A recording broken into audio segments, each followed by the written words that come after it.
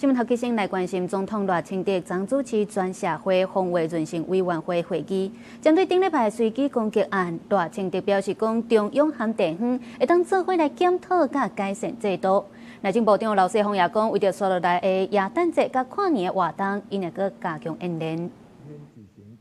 台北捷运攻击事件惊动社会，引起大众开始注意安全检讨。总统赖清德主持全社会防卫论成委员会会议，强调要用这个事件做借鉴，中央甲地方要团结，继续提升应变能力。希望以此事件为鉴，中央和地方也能够展现台湾团结的精神，共同检讨、改进并建立制度。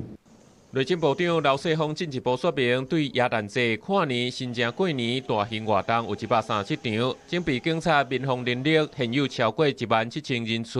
会采取实地、实物、实人、实景，以有计划、无剧本的方式进行演练，甲类似捷运的攻击事件列入演练的项目。我们未来的演练确实没有错。 就是实地、实物、实人、实景，好，然后是有想定无脚本。那如果像目前所碰到这个状况的话呢，我们会把它放到有可能处理的这个想定里面。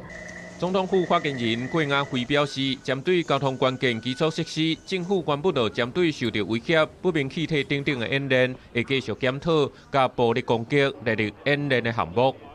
那当然，未来在情境的设定上面，我们会再加强，把像这样子暴力攻击的部分也会列入其中。面对大众为了这支上下班通勤的安全，政府望讲透过实际演练，加强跨部会加中央地方即时的应变能力，除了提升公共运输安全，也回应国民对安全的期待。公司新闻采访报道。